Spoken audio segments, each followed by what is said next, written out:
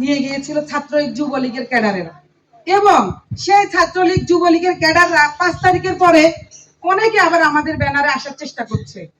আমি সেই জন্য দায়িত্বহীন কণ্ঠে সবাইকে বলতে চাই, 5 তারিখের পরে যারা বিএনপিতে আসতে চাবে আমাদের ব্যানারে, আপনারা সময় তাদেরকে দৌড়াদৌড়ি পুলিশে দিবেন।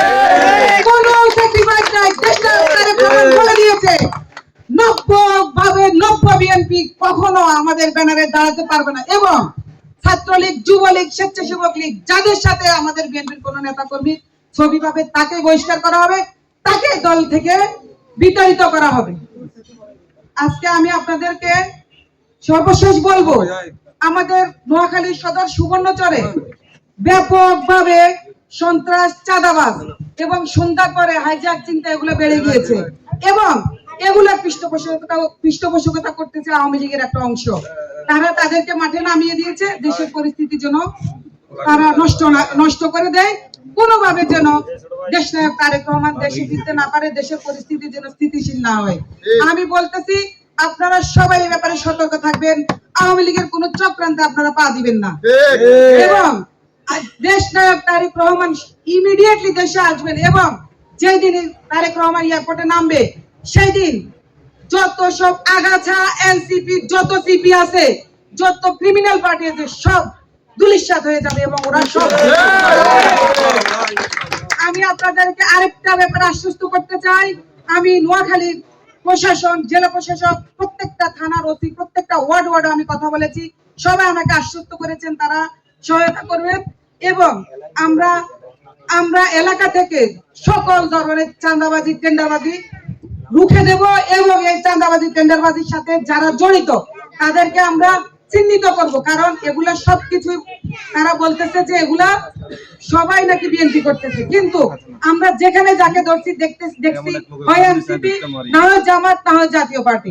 সুতরাং আপনাদের সাংবাদিক ভাইদের উদ্দেশ্যে আমি বলবো, প্রত্যেকটা দেশে, বিশ্বের প্রত্যেকটা দেশে সরকার সত্য গোপন করতে চায় এবং জনগণের থেকে তাদের ব্যর্থতা আড়াল করতে চায়।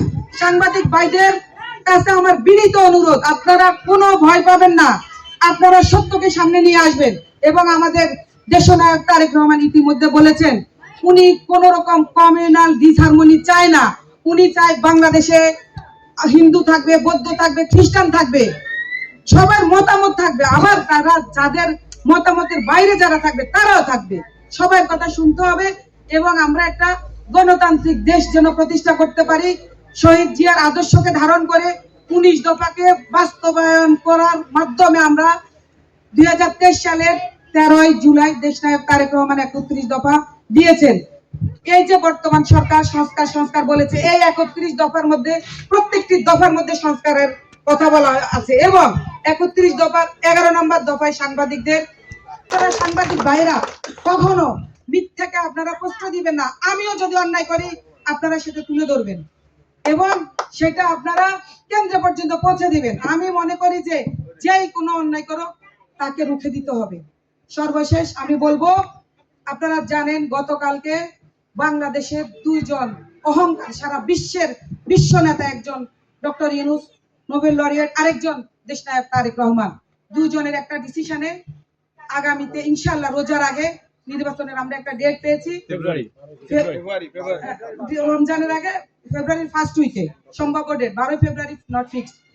তো আমরা ওই নির্বাচনের জন্য আমরা এগিয়ে যাব, এবং আমি বৃহত্তর নোয়াখালী তো আমি কাজ করে যাচ্ছি ব্যাপকভাবে, এবং নোয়াখালী সদর সুবর্ণচরকে আমি একটা আধুনিক নোয়াখালীতে রূপান্তরিত করব। এবং আমি আমার ছোট ভাই ছাত্রদলের অসীম ইতিমধ্যে বলেছে, আমি আর্থিকভাবে, প্রশাসনিকভাবে বিভিন্নভাবে সহায়তা করেছি, আমি এটা পাবলিকলি কখনোই বলি না, কিন্তু আমি শুধু নোয়াখালী না, আমি সারা বাংলাদেশে যে যখন বিপদে পড়েছে আর্থিকভাবে, মেডিকেলে, মানে সবভাবে আমি সহায়তা করেছি, আগামীতেও করব। যদি দল আমাকে বিশ্বাস রাখে, আমার উপরে আরো কোনো দায়িত্ব দেয়, যদি আমি সংসদেও যেতে পারি কাজ করব, যদি নাও যেতে পারি ইনশাআল্লাহ আমি কাজ করে যাব। এবং আপনারা আমার উপর বিশ্বাস রাখতে পারেন, আমি আপনাদেরকে একটা সুন্দর বাংলাদেশের পাশাপাশি একটা সুন্দর নোয়াখালী উপহার দেব।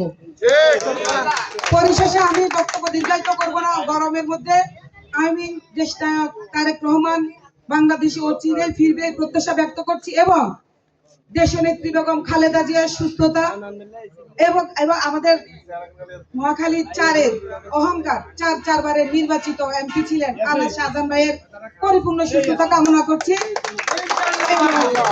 তারই সাথে আমি সারা বাংলাদেশের মানুষ বিএনপি সারা বাংলাদেশে ঐক্যবদ্ধ থাকবে এই প্রত্যাশা ব্যক্ত করে আপনাদেরকে আবারও ঈদের শুভেচ্ছা জানিয়ে আমার বক্তব্য শেষ করছি।